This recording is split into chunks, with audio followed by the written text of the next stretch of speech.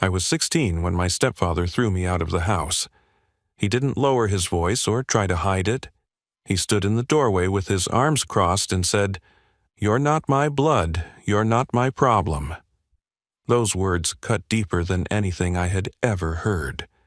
I can still feel the way the air went heavy in my chest when he said them, like he had ripped away every piece of security I had left. My name is Ethan Ward. At the time, I was just a skinny teenager with a backpack, a few clothes, and no real plan. I had spent years trying to win the approval of the man who had married my mother, a man named Colton Brigg. He was tough, sharp around the edges, and never once called me son. To him, I was the reminder of another man, a man he had chosen to erase from our family story. My mother, Mara, stood behind him that night. She clutched the hem of her sweater, tears in her eyes, but she didn't stop him. Her voice shook as she whispered, "I'm sorry, Ethan. Please, forgive me. I wanted her to fight for me, but I also saw the fear in her face. She had been living under Colton's shadow for years, and I knew she felt trapped. I remember stepping out into the dark, carrying nothing but my bag and the small silver locket she had given me when I was a child. It had been my comfort, the only piece of my father I thought I had left. The door slammed behind me, and I realized I no longer had a home. I was 16 years old, standing in the cold, knowing that I had just been abandoned by the only family I had ever known. From that night forward, I lived on the streets. I scavenged for food, slept under bridges, and begged strangers for change just to make it through the day. Each night I asked myself the same question: why did my real father leave me behind? The bitterness of that question became my companion. But life has a way of twisting itself into stories you never expect. 14 years later, when I was 30 years old and working as a dishwasher in a rundown diner, a man walked through the door who would change everything.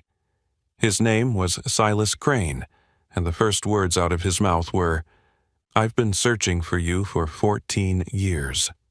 He carried an envelope that contained the truth about my life. The truth that shattered every belief I had about who I was and why I had been left to suffer. Inside was a bank statement with $73 million attached to my name, and a letter from my biological father explaining why I had to be hidden. That night, when Colton Brigg threw me out, I thought my life had ended. What I did not know was that it was only the beginning. Before that night, when Colton threw me out, my life had already been built on shaky ground. I was born in a small town in Ohio, and for as long as I can remember it was just me and my mother, Mara. She was a quiet, gentle woman with a voice that always carried a note of sadness, even when she smiled. I grew up asking about my father, but she never gave me more than a vague answer. She would say, "Your father loved you, Ethan, but he couldn't be here." That was all. As a child, I accepted it. As a teenager, it started to feel like a wound that would never close. When I was 10, my mother remarried. That was the day Colton Brigg entered our lives. Colton ran an auto yard on the edge of town, fixing up old trucks and scrapping parts. He was the kind of man who wore oil-stained shirts even to church, the kind who spoke in a tone that made people either shrink back or stay silent. At first, I thought maybe he would be the father figure I had been missing. I was desperate for someone to teach me how to throw a baseball, or to sit me down and tell me how the world worked. But Colton never looked at me that way. The first week after they married, he called me boy. Not Ethan, not son, just boy. At the dinner table, he would ask, "Boy, did you finish your chores?" When I got a B on my math test, he sneered and said, "Boy, you'll never make it anywhere with grades like that." Each time, it stung. I remember one night I asked, "Can you just call me Ethan?" He set down his fork, stared at me with eyes that looked like steel, and said, "You earn a name in my house. Until then, you're just boy." My mother sat silently, eyes on her plate. That silence became normal. Life with Colton was like walking a tightrope. If I did well in school, he found something to criticize. If I tried to stay out of his way, he accused me of being lazy. The only moments of comfort came when my mother would sit on the edge of my bed after he had fallen asleep. She would tuck the blanket around me and whisper, "You're stronger than you think, Ethan. Just hold on."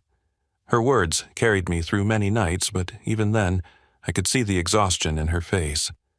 She worked long hours at the grocery store to keep food on the table, and her body carried the stress of trying to keep peace in a house where peace never lasted. By the time I was 15, I started dreaming of leaving. I thought maybe if I worked enough hours after school, I could save for a small apartment. I found odd jobs mowing lawns, carrying groceries for elderly neighbors, and helping stock shelves at the corner store. I gave half the money to my mother, but Colton always said it was never enough. He demanded I quit school to work full-time in his auto yard. "What good is algebra when there's real work to be done?" he barked one night. I told him I wanted to finish high school, maybe even go to college one day. His face twisted with anger, and he told me I was full of foolish dreams. That tension grew heavier every day. Colton's resentment toward me was like a storm cloud that never moved. He would slam the door when I came home, mutter insults under his breath, and tell anyone who would listen that I was nothing but a mouth to feed. Neighbors pitied me, but no one dared to confront him. I lived with the constant knowledge that my place in that house was temporary, dependent on his temper. There were moments when I tried to fight for a sense of belonging. Once, I brought home an essay I had written for English class. The teacher had written, "Excellent work," in red ink at the top, and I felt proud. I showed it to my mother at the kitchen counter, and for a moment her face lit up with joy. But before she could say anything, Colton snatched the paper from my hand. He read the first line, scoffed, and tossed it into the trash. "Words won't put food on the table," he said flatly. I wanted to shout, to demand that he see me for more than what he imagined, but the words froze in my throat. That was my life before the night he threw me out. I was a boy trying to carve an identity in a place that refused to let me exist. I carried quiet dreams in my chest and clung to my mother's whispers of encouragement, but I knew deep down that Colton was waiting for the moment to cast me aside. Looking back, I can see how those years hardened me. They taught me how to work, how to survive without affection, how to rely on myself. But at the time, it felt like a slow erosion of who I was meant to be. I was not treated like a son. I was treated like an intruder in my own home, tolerated only because of the woman who loved me. That introduction to manhood shaped everything that came after. By the time I reached 16, I was standing on the edge of a choice: stay and lose myself completely under Colton's control, or resist and face the consequences. I did not know it then, but the moment of resistance was coming fast. It would tear me from the little safety I had left, but it would also set the stage for everything that followed. The breaking point came in the summer after I turned 16. School had just let out, and while most kids were talking about part-time jobs and planning trips to the lake, my reality was different. Colton had made it clear he expected me to start working full-time at his auto yard. To him, summer wasn't a time for rest. It was the season when business picked up, when men sweated in the sun stripping parts and welding frames. He looked at me one evening across the dinner table and said, "Starting Monday, you're mine, from sunup to sundown." I pushed back in the only way I knew how. "I want to keep working at the corner store too," I told him. "I need to save for school supplies and maybe some college applications." He slammed his fist against the table so hard the dishes rattled. "College? Don't make me laugh. You're not cut out for that.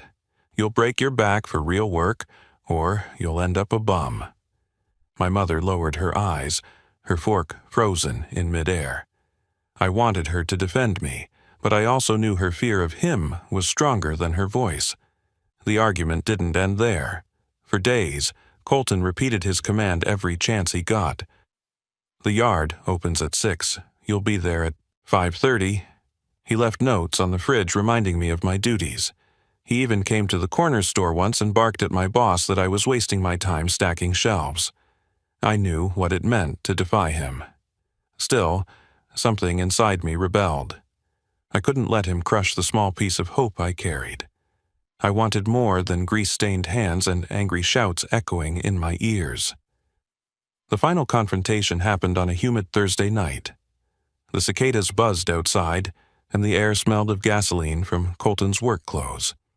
I had just told him that I wasn't quitting school or my job at the store. His face turned red, and he pointed toward the door. "You think you get to choose?" "Not in my house. You either work for me, or you don't live here." I felt my stomach twist, but I stood my ground. "Then I don't live here." His lips curled into something between a smirk and a snarl. He leaned closer, so close I could smell the whiskey on his breath, and said, "You're not my blood. You're not my problem." That sentence felt like a death blow. My mother burst into tears, begging him to stop, but he grabbed my backpack from the corner, shoved it into my chest, and pushed me toward the door. She clung to his arm, crying out, "Colton, please, he's just a boy." He shook her off. I turned to her one last time. She whispered, "I'm sorry, Ethan." "Please forgive me." I wanted to run back to her, to hold on and never let go, but the door slammed shut between us. I was outside, standing in the sticky night air with nothing but a half-filled backpack and the locket she had once given me. That was the moment my childhood ended. The first night I slept under the old railroad bridge on the edge of town. The ground was damp, and every sound of passing cars made me jump. Hunger gnawed at me, but worse than that was the loneliness. I kept replaying Colton's words in my head, and each time they hit me harder. I wasn't his blood. I wasn't his problem. If even my mother couldn't protect me, who would? The next weeks blurred into a test of survival. I learned where the grocery store threw out expired bread, where the gas station clerk would slip me a sandwich if I offered to sweep the parking lot, and which churches left their doors unlocked during the day so I could sit in the back pew and rest. I kept my job at the corner store for as long as I could, but without an address it didn't last. People started looking at me differently when I showed up in wrinkled clothes. The owner tried to be kind, but eventually he said, "Ethan, you can't keep coming in like this."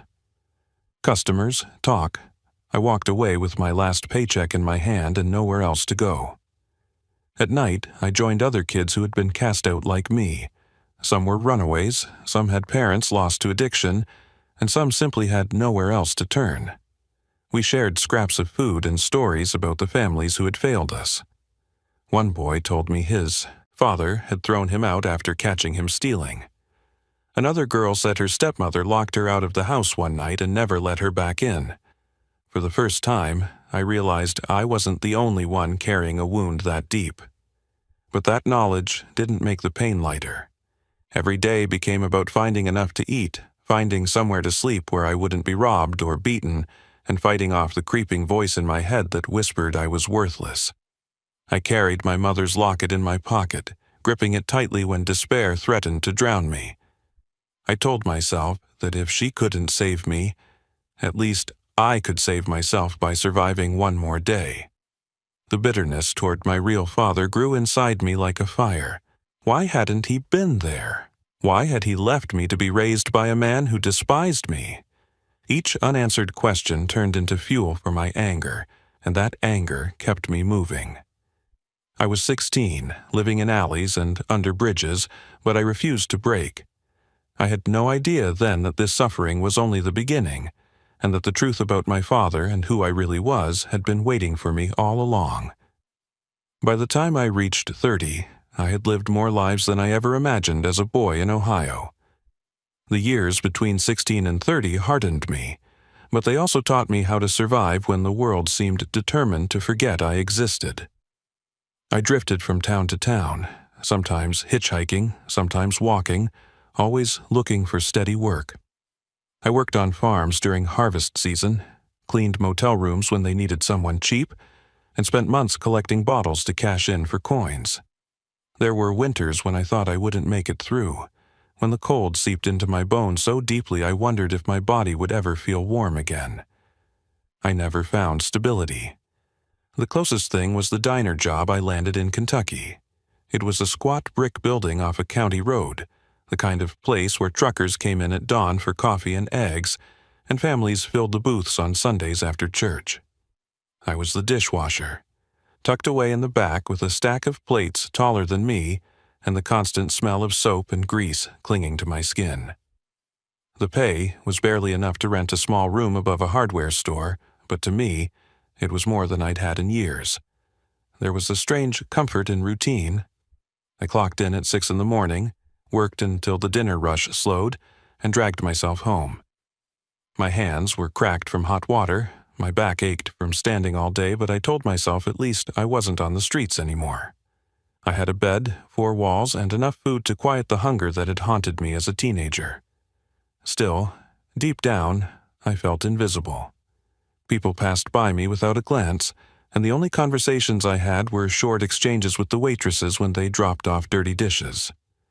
One evening in late autumn, when the air outside carried the sharp bite of winter, everything changed. I was scraping plates in the back sink when the bell above the front door jingled.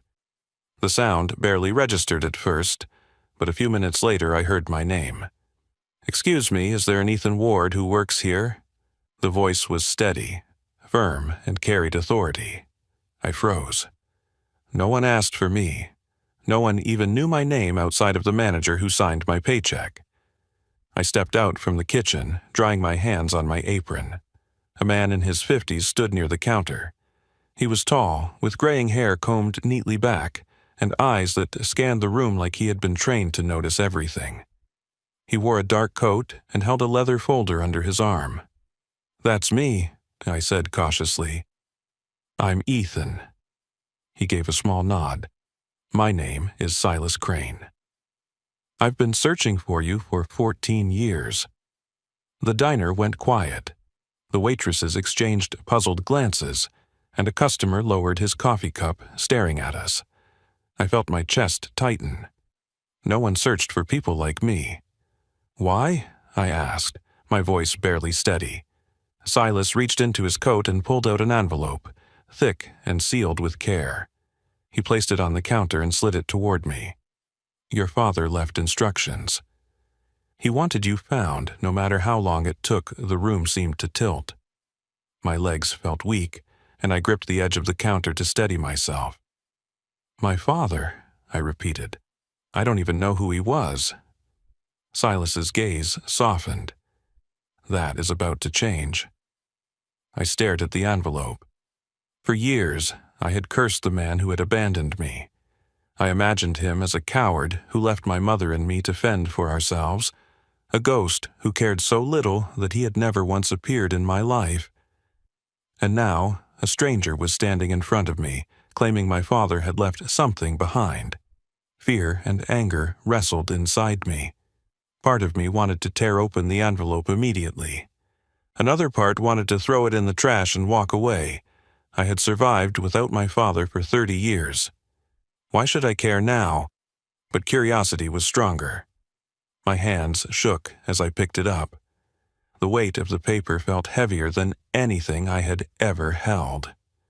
"Why now?" I asked. "Why after all these years?" Silas replied. "Because he knew the timing mattered. Because he knew the truth would only make sense once you had endured enough to understand it." I didn't know what he meant. His words hung in the air like smoke, confusing but impossible to ignore. I looked down at the envelope again, my name written across the front in handwriting that wasn't my mother's, wasn't mine, but was somehow meant for me. I tucked it under my arm, unable to open it in front of strangers. My mind raced with questions I had buried for years. Who was my father, really? Why had he stayed away? And what could possibly be inside this envelope that was so important it had taken a man 14 years to track me down? That night, I sat in my small rented room, the envelope on the table in front of me. I stared at it for hours, afraid to break the seal because I knew whatever it contained would change everything. The life I had built, the identity I had carried, even the anger I had used as fuel. It would all be altered once I read the truth. At last, with my hands trembling, I slid my finger under the flap and opened it. Inside was the revelation I had never expected. When I finally opened the envelope, my hand shook so badly I had to steady it against the table. Inside was a thick stack of papers. On top was a bank statement. At first, my eyes skimmed over the numbers without understanding. Then, I saw the balance. $73 million. I blinked, rubbed my eyes, and stared again. The number did not change. My breath caught in my throat. For a moment, I thought it had to be some kind of mistake. How could a man who had abandoned me, who had left me to be raised by a cruel stepfather, leave behind this kind of money? Why would it have my name on it? Beneath the statement was a handwritten letter. The paper was old, the edges slightly yellowed. My name was written at the top in bold strokes. Ethan, it began. I forced myself to keep breathing as I read. My son, I know this letter will reach you long after I am gone. There is no way for me to know what kind of man you have become, but I have carried you in my heart every day of my life. If you are reading this, it means the time has come for you to know the truth. I stopped and pressed the page against my chest. For the first time in my life, I was reading words from the man who had given me life. The letter continued. When you were born, I was already living in danger. My name is Jonathan Hale. I built a business that grew quickly, but with success came enemies. When your mother became pregnant with you, threats were made. People I trusted turned against me. I realized that anyone connected to me was at risk. To protect you, I made the hardest choice of my life. I stepped away. I gave your mother everything she needed to keep you safe, but I could not stay by her side without putting both of you in danger. My chest tightened as I read. For years I had told myself my father was a coward. Now I was learning he had left not because he did not care, but because he feared for my life. The letter grew heavier with each word.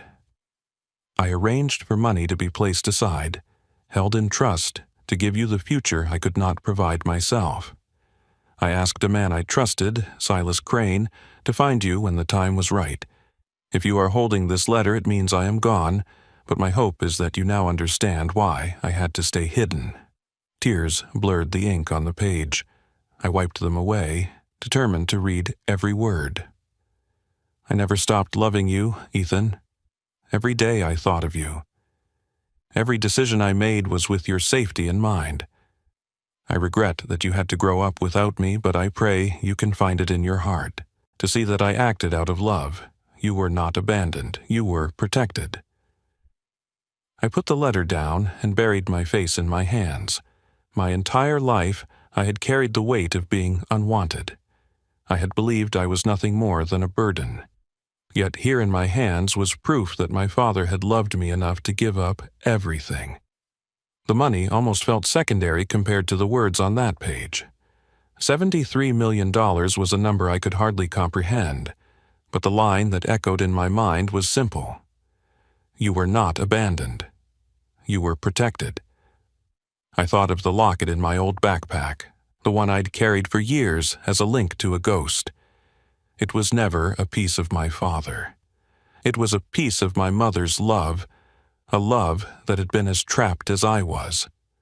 The two loves, my mother's fragile one and my father's distant, protective one, finally settled together in my heart. For the first time since I was a boy, I cried without holding back. All the nights under bridges, all the hunger, all the anger toward a man I thought had left me for nothing. It poured out of me in wave after wave. My chest ached, but in that ache was something new.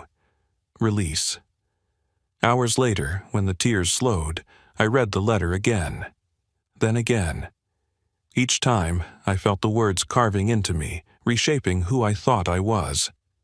I realized that while Colton had thrown me away, while my mother had been too afraid to shield me, my true father had been carrying me in his heart from a distance.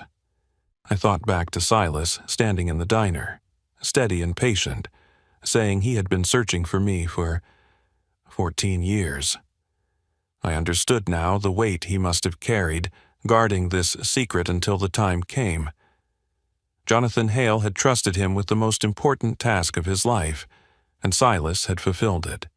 I stared at the bank statement one more time. $73 million.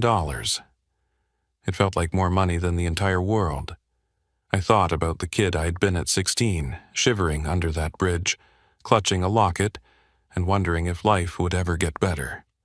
I thought about how many nights I had gone to bed hungry, how many jobs I had taken just to survive, and now all of that suffering stood beside a fortune I had never imagined. It would be easy to say I felt joy, but the truth was more complicated. I felt grief for the years I had lost. I felt anger that my mother had never told me the truth. I felt confusion about what I was supposed to do with this inheritance, but above all, I felt something I had not felt in years: hope. My father's letter had given me back my name, not boy, not burden, not mistake. I was Ethan Ward, the son of Jonathan Hale, a man who had sacrificed presents for protection, a man whose love had reached me across decades. That night, as I folded the letter and placed it carefully back in the envelope, I whispered into the quiet of my room, "I forgive you, Father. Thank you for never forgetting me." After reading my father's letter, I sat in silence for hours. The weight of $73 million was staggering, but the greater weight was knowing that I had not been abandoned. For years, I had told myself a story about who I was, unwanted, forgotten, disposable. That story had shaped how I saw the world and how I saw myself. Now, I held proof that my father had loved me, that his absence had been a sacrifice and not a rejection. The days that followed felt surreal. Silas Crane stayed in town, meeting with me privately to explain how the inheritance had been managed. He spoke in calm, steady tones, making sure I understood the responsibilities that came with wealth of that size. "Your father wanted you to have freedom," Silas told me, "but he also wanted you to be wise. He knew the years of hardship would give you perspective that money alone could never teach." I nodded, though part of me still struggled to believe it was real. I remembered nights when I dug food out of dumpsters, mornings when I begged strangers for change, years when I believed I was worth nothing. And now a man was telling me I had more than enough to never struggle again. But as I sat with it, I realized something important. The money was a gift, but it was not the lesson. The lesson was survival, resilience, and the truth that love can take forms we do not always recognize. My father's love had been distant but determined. My mother's love had been broken but real. Even my own love for myself, though buried under years of shame, had carried me forward. The first thing I did was visit my mother. I had avoided her for years. Carrying anger that she had not defended me that night, Colton threw me out. When I walked into her small apartment, she gasped as if she had seen a ghost. Her hair was gray now, her hands trembling as she reached for me. "Ethan," she whispered, "I thought I had lost you forever." I held back tears and said, "You never lost me, Mom." I just needed to understand why she broke down, apologizing over and over. After Colton left, I was so ashamed. I looked for you, but after a year, then 2, I thought you were better off without the mother who failed you. I thought I didn't deserve to find you. I told her I forgave her. I told her about the letter, about my father's truth. Her eyes filled with both sorrow and relief. For the first time since I was a child, I felt like her son again. Forgiveness gave me peace, but I knew I could not stop there. I thought about the kids I had met on the streets, the ones who shared their scraps of food with me, the ones who disappeared without warning, swallowed by a system that forgot them. I thought about my younger self, shivering in the cold, wondering if life would ever get better. I could not change my past, but I could change someone else's future. I used part of my inheritance to start a foundation for homeless youth. We built shelters with warm beds and hot meals. We provided counseling, job training, and the kind of support that I had desperately needed when I was 16. I visited often, sitting with the kids, listening to their stories. Some of them looked at me with disbelief when I told them I had once been where they were. "You don't look like it now," one boy said. I smiled and replied, "Neither will you one day." Keep fighting. You are not forgotten. Every time I walked out of one of those shelters, I carried a sense of purpose that no amount of money could buy. My father had left me wealth, but more importantly, he had left me the chance to turn my pain into something good. I also kept working, though not as a dishwasher.